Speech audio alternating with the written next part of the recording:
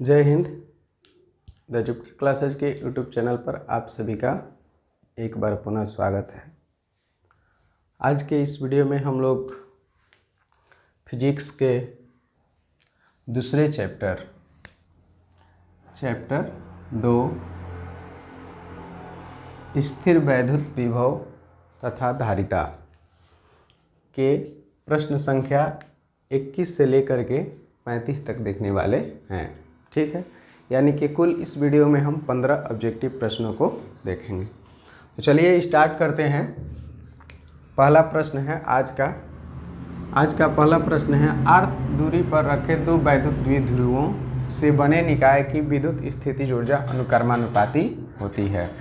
तो सबसे पहले इस तरह के जब भी सवाल आता है अनुक्रमानुपाती, समानुपाती, तो सबसे पहले सूत्र आपको याद होना चाहिए। तो इसका सूत्र होता है U बराबर 1 - 4 पाई E नॉट के 2P1 P2 बटा में होता है R3। ठीक है, ये अब आप देख सकते हैं कि स्थितिज ऊर्जा, अच्छा इसमें ये भी ध्यान देना है कि दो वैद्युत द्विध्रुव है, तो एक का P1 क्या है, तो पहला का द्विध्रुव का गुण है, P2 क्या है, तो दूसरे द्विध्रुव का गुण है। दोनों के बीच में दूरी कितना था, तो R था। अब बताना है कि स्थितिज ऊर्जा अनुक्रमानुपाती होती है, यानी कि दोनों के बीच में जो एनर्जी स्टोर होगा वह बताना है कि कितना होगा। तो दूरी पर बताना है। तो यहाँ पर देखेंगे कि RQ है और ये अनुक्रमानुपाती का मतलब होता है समानुपाती। ठीक है, व्युत्क्रमानुपाती का मतलब उल्टा होता है।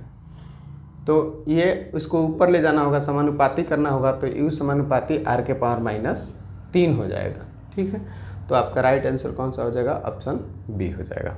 ठीक है, अब देखिए जब भी इस तरह के सवाल आपसे पूछा जाए या एग्जाम में आए तो समझ लीजिए कि आपको सबसे पहले क्या कर लेना है, सूत्र लिख देना है। अगर याद है तो आराम से कर सकते हैं, कोई दिक्कत नहीं। लिख लेते हैं तो समय गलती का चांस कम हो जाता है, लेकिन इस पर ध्यान देना होगा अनुक्रमानुपाती की समानुपाती या व्युत्क्रमानुपाती। अनुक्रमानुपाती समानुपाती दोनों एक ही चीज़ है। अगर इसको ऊपर ले जाएंगे तब अनुक्रमानुपाती बोलेंगे, नीचे रहेगा इसको डायरेक्ट बोलेंगे। अगर व्युत्क्रमानुपाती बोलता है तो ऐसे लिखते हैं 1/RQ, और इसको पढ़ते क्या चीज़, स्थितिज ऊर्जा जो है वह RQ के व्युत्क्रमानुपाती है। ऊपर लेके चल जाएंगे तो ये ऊपर चला गया तो समानुपाती हो गया। ठीक है, अब देखिए प्रश्न संख्या 22 इलेक्ट्रॉन वोल्ट में मापा जाता है। हालांकि इस क्वेश्चन को पहले भी किया जा चुका है, तो अब आप लोग इसका जवाब दे सकते हैं। इलेक्ट्रॉन वोल्ट में मापा जाता है। तो एक इलेक्ट्रॉन वोल्ट बराबर बताए भी हैं 1.6 × 10⁻⁹ जूल होता है। तो किसको मापा जाता है, तो इलेक्ट्रॉन वोल्ट में क्या मापा जाता है, तो बता सकते हैं ऊर्जा मापा जाता है। पिको फैराड मात्रक है, कह रहे हैं कि पिको फैराड मात्रक है। तो देखिए यहाँ पर पिको फैराड दे रखा है, पिको फैराड। ठीक है, PF मात्रक है, पिको कैपिटल P रहेगा। पिको फैराड मात्रक है आवेश का, वैद्युत क्षेत्र की तीव्रता का, वैद्युत धारिता का और वैद्युत फ्लक्स का। तो देखिए पिको फैराड, जिसे देखिए एक होता है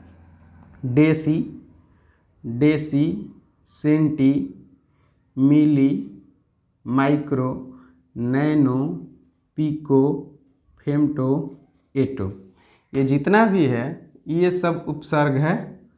ठीक है, 10 के घात का, 10 के पावर -1, 10 के पावर -2, 10 के पावर -3, 10 के पावर -6, 10 के पावर -9, 10 के पावर -12, 10 के पावर -15, 10 के पावर -18। ये देख रहे हैं पिको फैराड। तो इसमें क्या आया है, पिको आया है, ये वाला आया है। ठीक है, ऐसे पूछा जाएगा कि एक पिको फैराड में कितना फैराड होता है, तो एक पिको फैराड बराबर बता सकते हैं 10 के पावर -12 फैराड। अब फैराड जो है ना, ये होता है वैद्युत धारिता का मात्रक। इसका होता है वैद्युत धारिता। जो पिको है वह उपसर्ग है, मानक उपसर्ग माना गया है। ठीक है, तो पिको फैराड जो है यहाँ से हम लोग, अच्छा सवाल पूछ देता भी कि एक पिको फैराड बराबर, तो पिको का मतलब ही क्या होता है 10 के पावर -12। पूछ देता पिको के बाद फेम्टो आ जाता, तो फेम्टो का हो जाता 10 के पावर -15। उसको फर्मी भी बोलते हैं, फेम्टो को फर्मी भी बोलते हैं और ये ए है 8 10 के पावर -18 हो जाता है। तो आवेश का वैद्युत क्षेत्र की तीव्रता, आवेश का जानते हैं क्या होता है, कूलम होता है। वैद्युत क्षेत्र की तीव्रता का जानते हैं न्यूटन प्रति कूलम होता है। वैद्युत धारिता का क्या होता है, फैराड होता है। तो पिको फैराड यानी कि फैराड होता है, लेकिन उसको उसकी एथी जो होती है, परिमाण जो होता है वह बहुत ही कम होता है, तो इसलिए उसमें पिको माइक्रो ये सब लगाना पड़ता है। वैद्युत फ्लक्स का भी जानते हैं क्या होता है, वैद्युत फ्लक्स यानी कि फाई ई का क्या होता है, तो बताया गया है ई डॉट डी एस होता है। तो ई का तो हो जाएगा न्यूटन प्रति कूलम, इसका हो जाएगा मीटर, न्यूटन मीटर स्क्वायर प्रति कूलम होता है। किसका, वैद्युत फ्लक्स का। तो हम लोग समझ सकते हैं कि इसका जो आंसर होगा वह कौन सा हो जाएगा, ऑप्शन नंबर सी हो जाएगा, वैद्युत धारिता का। अब देखिए 24 नंबर प्रश्न संख्या 24, धारिता का मात्रक कौन सा है। धारिता का मात्रक, तो फिर वही सवाल है घुमा फिरा करके। तो धारिता का, लेकिन उसमें बोले हैं अभी हम कि फैराड होता है, फैराड होता है। लेकिन धारिता बराबर सबसे पहले फार्मूला लिखते हैं। एक तो ये हो गया फैराड होता है, अब उसको दिया है अलग रूप में। तो Q बराबर होता है, सबसे पहले बताते हैं कि CV होता है, ठीक है। तो यहाँ पर C बराबर निकालेंगे तो Q बटा क्या हो जाएगा, V हो जाएगा।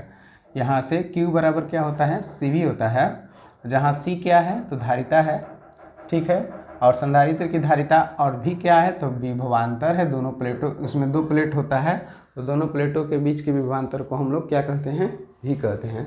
तो यहाँ पर निकाल सकते हैं इसको, इसका बताइए कितना हो जाएगा, इसको 1 फैराड लेते हैं तो इसका हो जाएगा 1 कूलम, और 1 कूलम को C से सूचित किया जाता है, और वोल्ट का कितना हो जाएगा 1 वोल्ट। या फिर लिख सकते हैं कि कितना हो जाएगा, 1 फैराड बराबर लिख सकते हैं 1 कूलम बाई 1 वोल्ट। अब इसमें देख सकते हैं कूलम हो गया और ये क्या हो गया, वोल्ट हो गया।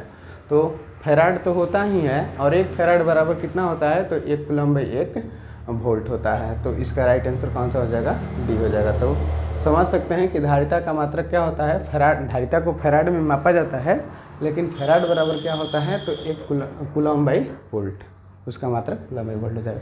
ई नॉट का मात्रक पूछा जा रहा है। तो सबसे पहले चलते हैं यहाँ पर सवाल नंबर, जो सवाल संख्या है वह 25 है, इसको ध्यान से समझते हैं, ठीक है। एक न्यूटन कूलम के नियम से देखेंगे तो एक बराबर होता है 1/4 पाई ई नॉट और Q1 Q2 by are square, ठीक है। तो यहाँ से ई नॉट का अगर मान निकालते हैं तो हो जाएगा Q1 Q2, हाई अचर राशि है तो इसको हटा देते हैं, ठीक है, 4 पाई को, ये वाला यहाँ और ये वाला यहाँ आ गया। तो देखेंगे तो क्या आर स्क्वायर नीचे है, तो देखेंगे Q से Q का इसका हो गया कूलम स्क्वायर, और इसका क्या हो गया, F माने न्यूटन, और इसका हो गया न्यूटन मीटर स्क्वायर, ठीक है। तो ई नॉट का एक मात्रक होता है कूलम स्क्वायर प्रति न्यूटन मीटर स्क्वायर, जो कि इसमें आपको नहीं है देखिए, लेकिन इसमें कूलम स्क्वायर नहीं है, कूलम है केवल, तो वो अलग हो नहीं सकता है, दूसरा मिल नहीं रहा है।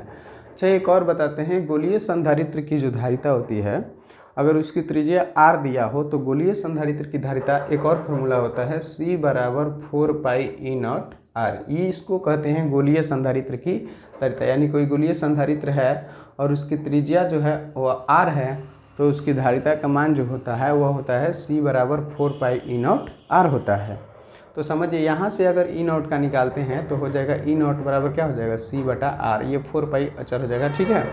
तो C का मतलब यहाँ पर हो गया धारिता, C क्या है, धारिता है। अब धारिता का क्या होता है, फैराड होता है, और R का क्या होता है, मीटर होता है। तो फैराड प्रति मीटर, यानी कि ई का इप्सिलॉन नॉट, यानी कि मुक्त आकाश की परावैद्युता का विद्युतशील मुक्त आकाश की परावैद्युता, या इसको कहते हैं विद्युतशीलता। इसका 2 मात्रक याद रखेंगे, एक होगा कूलम स्क्वायर प्रति न्यूटन मीटर स्क्वायर, एक हो जाएगा फैराड प्रति मीटर। तो इसका ऑप्शन संख्या कौन सा हो जाएगा, सी, ऑप्शन नंबर हो जाएगा सी। ए त्रिज्या के किसी वृत्तकृत गोलीय चालक की धारिता होती है। अब देखिए, अभी तुरंत आपको बता रहे थे कि अगर r त्रिज्या का कोई गोलीय धारिता है, गोलीय संधारित्र है, तो उसकी धारिता का मान क्या होता है, C बराबर 4 पाई ई नॉट r। इसमें कह रहा है कि r त्रिज्या नहीं मान करके a त्रिज्या माना जाए तो उसकी धारिता क्या होगी, उसकी धारिता क्या होगी, यानी कि C बराबर क्या हो जाएगा, तो सी बराबर लिख सकते हैं 4 पाई ई नॉट, ठीक है। के भी लिख सकते हैं, हवा के लिए के का मान 1 होता है, तो इसलिए फार्मूला में नहीं लिखा रहता है, बुक में भी नहीं लिखा रहता है, लिखा नहीं रहता है, कहीं कहीं पर लिखा रहता है। तो यहाँ पर क्या हो जाएगा आर के जगह पर क्या कर रहा है कि ए त्रिज्या, आर त्रिज्या नहीं ए त्रिज्या, तो हम लोग क्या लिख सकते हैं ए, और के का मान अगर 1 रख देंगे तो क्या हो जाएगा 4 पाई ई नॉट ए। अब क्या हो जाएगा, धारिता है तो इसका क्या हो जाएगा फैराड। तो ऑप्शन मिला लेंगे, ऑप्शन नंबर कौन सा हो जाएगा, तो ऑप्शन नंबर आपका हो जाएगा बी इज करेक्ट आंसर, ठीक है। तो अब कुछ फिर से सवाल लिखेंगे, उसके बाद ना करेंगे, बोर्ड है मिटाने में टाइम लगेगा, इसलिए थोड़ा देर वीडियो पॉज करके सवाल लिखेंगे।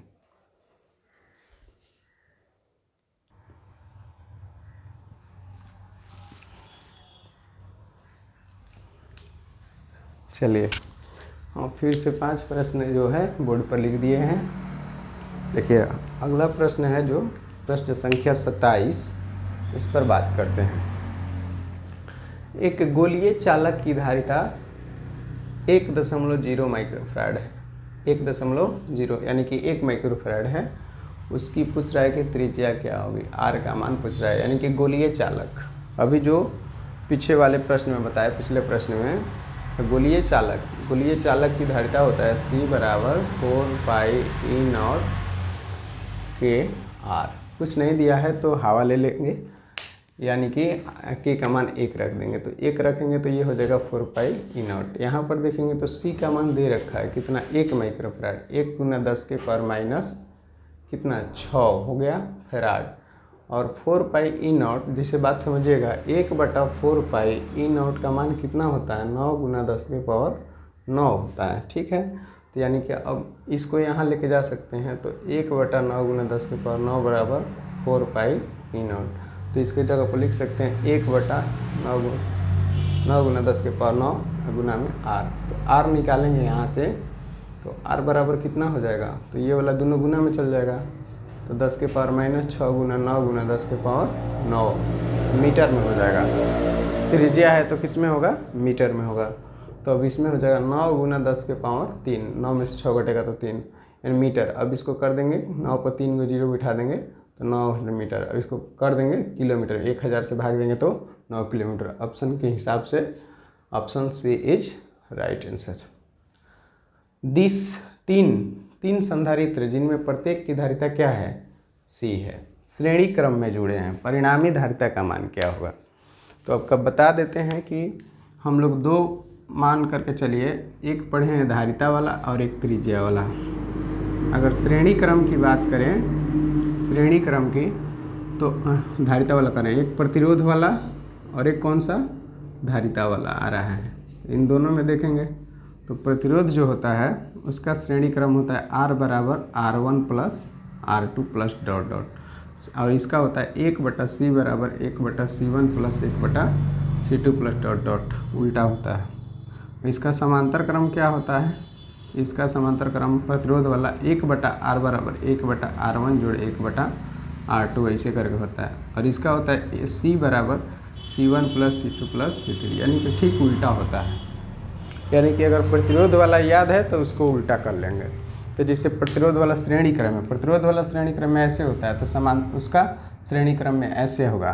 तो तीनों एक जैसा, 1/C बराबर 1/C plus 1/C plus 1/, LCM एक कै गो है ऐसे भी निकाल सकते हैं, 1/, ये जो है आपका सीरीज है CS, यानी कि तुल्य प्रतिरोध, तुल्य धारिता CS। एगो 1/C है, एगो 1/C है, एगो 1/C, एक लेखा 3 गुना है तो 3 गो 1/C, यानी कि 3/C। तो इसका राइट आंसर क्या हो जाएगा, CS बराबर तिरछा तिरछे गुना करेंगे तो C ये 3 भागा चल जाएगा, यानी कि एक लेखा का गो है, एगो 2 गो 3 गो, यानी कि 3 गो 1/C, तो 3 में 1 से गुना होगा तो इतना हो जाएगा, तिरछा तिरछे गुना कर लेंगे।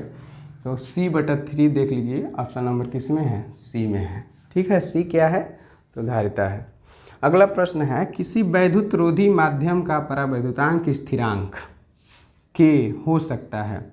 तो बताया गया है जैसे कैसे लिखते हैं, 1/4 पाई ई नॉट के यहाँ पर लिख रहे हैं। तो हवा का कितना होता है, 1 होता है, और हवा का ही सबसे कम होता है, ठीक है। हवा के लिए K का मान जो होता है वह 1 होता है। इसके बाद अब जो भी आता है माध्यम, सबका अधिक होता है, तो 0 तो पॉसिबल नहीं है, तो 0 गलत हो जाएगा। और 1 से छोटा है 0.7, तो ये भी गलत है। माइनस में तो कभी हो ही नहीं सकता, 1 से छोटा ना लीजिए, ठीक है। तो 1 से बड़ा कौन सा है? डी। तो ये ऑप्शनल था, ठीक है। तो इसका राइट आंसर कौन सा हो जाएगा? Option number D. यानी कि ऐसा समझ लीजिए, कोई भी माध्यम हो, परावैद्युत स्थिरांक जो होगा या परावैद्युतांक बोला जाता है कभी कभी, तो उसका मान हमेशा 1 होगा, नहीं तो 1 से अधिक होगा। ऑप्शन ऐसे भी देता है 1 से अधिक, 10, इनमें से सभी हो जाएगा अगर वैसा देता है तो, ठीक है। अब अगला प्रश्न यहाँ पर देखिए 30। निम्न चित्र में संयोजन की बिंदु P तथा Q के बीच तुल्य धारिता क्या होगी? तुल्य धारिता, तो सबसे पहले क्या करते हैं, P तथा Q के बीच निकालना है ना। तो ये वाला देखिए एक तार में है, लगभग मान के चलिए एक श्रेणी में है, एक, तो ये वाला हो गया श्रेणी क्रम में निकाल सकते हैं। तो 1/CS बराबर पहले इन तीनों का निकालते हैं, तो 1/1 जोड़ 1/1 जोड़ 1/CS, तो कितना हो जाएगा? 1/LCM निकालेंगे, यहाँ पर C1 था जी, C2 था, C3 था, सबका मान 1 है, तो जोड़ेंगे, तो 1 LCM 1 + 1, तो आ गया कितना? 3/1, पीछे गुना करेंगे तो CS का मान आ गया 1/3। ये तीनों का मिला करके अभी तक कितना आ गया? 1/3 माइक्रोफैराड। अभी इन दोनों को हटाएंगे तो कुछ इस तरीके से बनेगा हमारा, तीनों को हटा देंगे तो ऐसे हो जाएगा, यहाँ पर P है, यहाँ पर Q है, तो ये आ गया 1/3 और ये आ गया 1 माइक्रोफैराड। अब देखेंगे, बात समझिए, ये तीनों श्रेणी क्रम में था, तो श्रेणी क्रम वाला फार्मूला लगाएंगे, उधर देख सकते हैं, ये वाला लिखे हैं, चाहे याद भी कर लीजिए, ठीक है। तो यहाँ पर कितना हो जाएगा? अभी दोनों समांतर क्रम में आ गया। समांतर क्रम में क्या होता है? CP यानी कि पैरेलल माने समांतर, धारिता का समांतर क्रम, तो क्या हो जाएगा? C1 + C2, दूगो है, तो एगो 1 माइक्रोफैराड का है, एगो 1/3, तो दोनों को जोड़ देंगे तो LCM 3 हो जाएगा, 3 + 1 यानी कि 4/3 माइक्रोफैराड। इसमें हमने बदलना थोड़ी ना है, तो डायरेक्ट है, 3/4 थोड़ी ना होगा, डायरेक्ट बदले हैं ना, डायरेक्ट जोड़े हैं ना, तो 4/3। इसमें व्युत्क्रम में होता है, तो इसलिए लास्ट में CS निकालने के लिए बदलना पड़ता है। तो इसका ऑप्शन 4/3 देख सकते हैं, कौन सा हो जाएगा? ऑप्शन नंबर C हो जाएगा। ठीक इसी प्रकार से इसमें देख लेते हैं, कह रहा है कि प्रश्न संख्या A तथा B के बीच तुल्य धारिता, कह रहा है कि A तथा B के बीच में सबको मिला करके एक धारिता बनाएंगे, सबको मिला करके एक धारिता बनाएंगे तो उसका मान कितना होगा, ठीक है। तो सबसे पहले देखेंगे कि तो यहाँ से यहाँ तक एगो है, लेकिन यहाँ से यहाँ देखेंगे तो दो अलग अलग तार में है, तो इसका मतलब ये समांतर क्रम हो गया। समांतर क्रम के लिए CP निकाल देते हैं। CP बराबर कितना हो जाएगा? 1 डायरेक्ट होता है ना, तो 1 जोड़ 2 कितना हो गया? 3 माइक्रोफैराड, यानी कि इन दोनों को हटा करके एगो बना लेंगे तो कुछ इस तरीके से बनेगा। देखो ये हो गया B और ये कितना था? 3 माइक्रोफैराड। हाई वाला जोड़ जो था वह यहाँ है और ये वाला यहाँ पर है A, ये आ गया आपका 3 माइक्रोफैराड और ये कितना है? 3 माइक्रोफैराड। अब आ गया किस में? श्रेणी क्रम में, इसलिए श्रेणी क्रम में 1 कितने हो जाएगा? 3, 1/CS बराबर 1/3 + 1/3 निकालेंगे LCM, तो 3, 1 + 1 बराबर कितना हो जाएगा? 2/3, तो इसलिए CS बराबर कितना हो जाएगा? 3/2। तो अब देख सकते हैं कौन सा ऑप्शन हो जाएगा? ऑप्शन नंबर B हो जाएगा, 3/2 माइक्रोफैराड हो जाएगा। और टोटल 4 प्रश्न करवाएंगे, तो इसको आप लोग लिख सकते हैं या स्क्रीनशॉट ले लीजिए।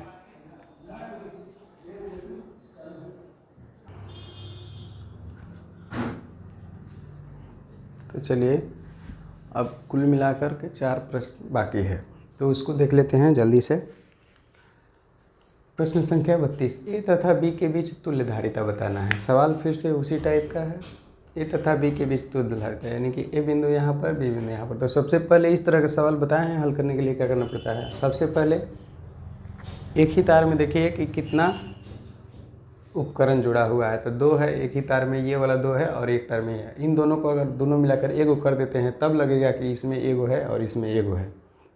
अभी एक ही तार में है तो श्रेणी क्रम में है, और श्रेणी क्रम में बताते हैं डायरेक्ट करने के लिए कैसे करते हैं। श्रेणी क्रम के लिए होता है 1/CS बराबर 1/C1 + CS क्या है? तो CS है, S मतलब होता है सीरीज का मतलब श्रेणी क्रम के लिए पहचान में आ जाए, ठीक है। तो CS बराबर डायरेक्ट दोनों को गुना करके दोनों को जोड़ दो, यानी कि 2 × 2 बटा में 2 + 2, यानी कि अगर अलग अलग भी रहता तो कोई दिक्कत नहीं रहता। 2 है तो 2 दूनी 4 और 4 तो भाग दे देंगे तो कितना आ गया? 1 माइक्रोफैराड। अब इतना फार्मूला पर बैठाना नहीं पड़ा, करेंगे तो इतना ही आएगा, ठीक है।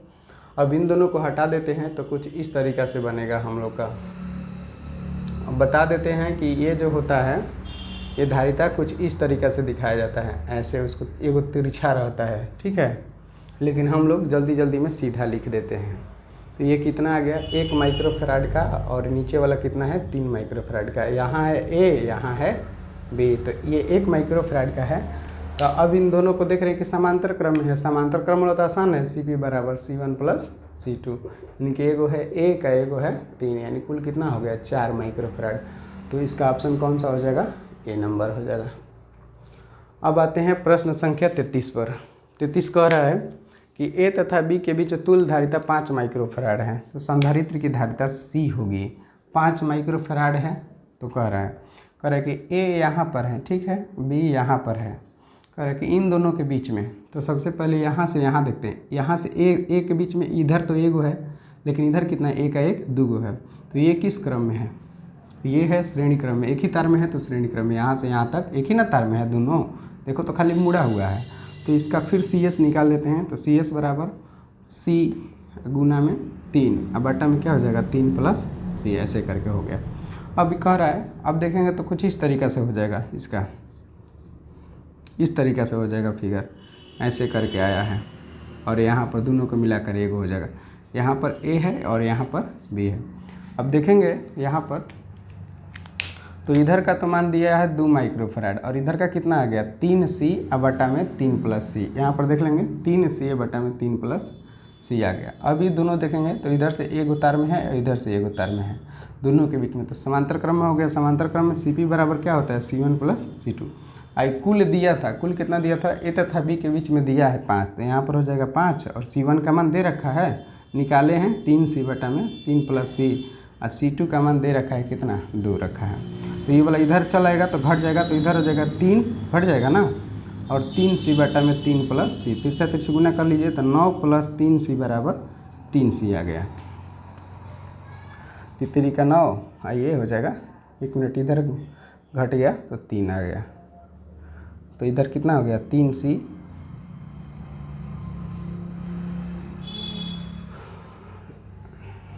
5 माइक्रो। ए तथा बी के बीच तुल्य कितना है 5 माइक्रोफैराड दे रखा है ना जी, 5 माइक्रोफैराड कर रहे हैं, तो आंसर तो गड़बड़ आ रहा है जी। 3 में से इधर 3 जाएगा तो 3C माइनस 3C, ये तो 0 हो गया। 3 तितरी का 9 3C, फिर उधर 3C, कुछ मान में गड़बड़ है, ठीक है। तो ऐसे घटाएंगे तो कितना आ जाएगा 0C आ जाएगा 9, तो फिर इन्फिनाइट हो जाएगा। तो हमको लगता है कि यहाँ पर 8 कर लेना चाहिए, ठीक है, 8 कर लीजिएगा, ठीक है। हम केवल मान में तो 8 हो जाएगा, तो यहाँ 8 में से 2 घटेगा तो कितना बचेगा 6 होगा। तो यहाँ पर कितना हो जाएगा देख लेते हैं, अब से कर लेते हैं। तो 6 18 प्लस 6C बराबर 3C, तो उधर जाएगा तो 6C मिले 3C, और इधर घट गया और उधर चल जाएगा तो माइनस, तो C बराबर कितना आ गया -18 बटा 3, यानी कि आ गया -6 माइक्रोफैराड। माइनस में आने का मतलब है कि निगेटिव चार्ज होगा, ठीक है, उल्टा जोड़ा गया होगा। तो ऑप्शन तो इसका नहीं मिल रहा है, ठीक है। तो ऑप्शन में हम लोग सुधार करके लिख सकते हैं, थोड़ा सा गलती लिखा गया होगा, ठीक है, लिखने में गलती होगी या सवाल देखने में, या प्रिंट गलत हो गया होगा जहाँ से लिखे हुए हैं। 34 नंबर सवाल देखिए, समान धारिता वाले, मैंने प्रोसेस समझिए ना कि इसी तरीक़े से बनेगा। यहाँ पर 8 हम किए हुए हैं, ठीक है, तो सवाल में भी ऐड कर लेना है। कह रहे हैं कि समान धारिता C वाले 3 संधारित्रों को पहले समांतर क्रम में, फिर बाद में श्रेणी क्रम में। समांतर क्रम में अगर जोड़ते हैं समांतर क्रम में, तो CP बराबर हो जाएगा C प्लस C बराबर 3C, और CS में जोड़ते हैं तो 1/C प्लस 1/C 1/CS बराबर ऐसे करके, तो 1/CS बराबर आ जाएगा 3/C, यानी कि CS बराबर कितना आ जाएगा तो C/3। अब कह रहे हैं कि अनुपात निकालना है, किसका, समांतर बट्टा में श्रेणी वाला अनुपात निकालना है। तो समांतर का कितना आया है 3C, श्रेणी वाला कितना आया है C/3, तो ये तो ऊपर चला जाएगा ना, 80 से C कट जाएगा, तो तरीका कितना हो जाएगा 9, नीचे कितना बचा 1, तो 9/1। तो ये वाला जो था ये किसका था, श्रेणी वाला था, श्रेणी क्रम का सूत्र समांतर क्रम का समझ सकते हैं कि 3 गो संधारित्र को पहले समांतर क्रम में जोड़ा जाता है, जोड़ दिए 3C आया, फिर उसी को श्रेणी क्रम में तो 1/CS ऐसे करके निकालेंगे तो CS का मान आ गया C/3। अब करें अनुपात निकाल दिए तो कितना आ गया 9:1। अगर पहले समांतर लिखा है तो पहले समांतर श्रेणी, तो उल्टा करेंगे तो ये आंसर आ जाएगा, जो कि बिल्कुल गलत हो जाएगा। 60 माइक्रोफैराड धारिता वाले एक संधारित्र की प्रत्येक प्लेट पर इतना आवेश है। कितना आवेश है? 3 × 10⁻8 आवेश है, यानी कि Q का मान दे रखा है कितना? 3 × 10⁻8 कूलम।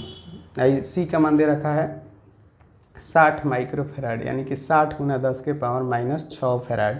तो क्या कह रहा है कि संचित ऊर्जा, तो बता देते हैं कि संचित ऊर्जा क्या होता है, U बराबर संधारित्र के लिए तो 1/2Q²/2C होता है, यानी कि C होता है, Q²/C होता है। तो 1/2 तो हो जाएगा, 1/2 Q का मान 2 बार रखना है, यानी कि 3 × 10⁻8, 3 × 10⁻8, अब बटा में कितना? तो 60 × 10⁻6। ठीक है, इतना फार्मूला होता है। या इसका एक और फार्मूला होता है 1/2 CV² होता है। ठीक है, तो विभवांतर दिया रहता तब ना, विभवांतर दिया रहता तो यही वाला लगाएंगे, यानी तो V के जगह पर आप रख दीजिएगा, C बराबर Q भी होता है ना, तो V बराबर होता है Q/C। तो इसमें फार्मूला तो यही होता है, V के जगह पर इसको रखेंगे तो इतना आ जाएगा। ठीक है, एनर्जी के लिए ये भी फार्मूला है, ये भी फार्मूला है धारिता के एनर्जी के लिए। तो कितना हो जाएगा? कटा देंगे तो देखिए, कटा देंगे तो कितना हो जाएगा? कटाइए ना, तो 3 का कितना हो गया? ऊपर हो जाएगा 9 और नीचे कितना हो जाएगा? 6 दूनी 12, 120। अब गुना में कितना हो जाएगा? तो -16, अब ऊपर ही जाएगा है तो हो जाएगा +6, यही ना हो जाएगा। देख लीजिएगा तो कितना हो जाएगा? 3 का 9 आई हो जाएगा 40, तो 3/4, इसमें से भी एगो 10 ऊपर चला जाएगा तो हो जाएगा 3/4। गुना में कितना हो जाएगा जी? 10 के एगो 0 ऊपर लेके चले जाते हैं तो एगो ऊपर जाएगा तो घटेगा ना, तो और हो जाएगा, एगो ऊपर 0 जाएगा तो 10 एक कितना हो जाएगा? -11। ठीक है, इसको कैलकुलेट कर लीजिएगा। 3 में 4 से भागा देंगे तो आ जाएगा 0.75 × 10⁻11। 0.7 इधर दशमलव फिट करेंगे तो हो जाएगा 7.5 × 10⁻12। एनर्जी है तो किस में होगा? जूल में, यानी कि 7.5। अब यहाँ से आप लोग को क्या करना है? कहेंगे कि सर यहाँ से दिख नहीं रहा है, चाहे समझ में नहीं आ रहा, तो यहाँ से अब आपको गुना करना है। ठीक है, सॉल्व करना है, सॉल्व कर लीजिएगा तो आपका आंसर कौन सा आ जाएगा? डी। हम हल कर दिए हैं, ऐसे छोटा छोटा लिखे हैं, 7.5 × 10⁻- जूल आएगा। तो चलिए ठीक है, अगर आपको समझ में आ रहा है तो वीडियो को लाइक कर दीजिएगा और सब्सक्राइब कर दीजिए, एक बार कम से कम एक बार कर दीजिए। ठीक है, तब तक के लिए धन्यवाद। मिलते हैं दूसरा चैप्टर के पार्ट 3 में। ठीक है, अगले वीडियो में। धन्यवाद।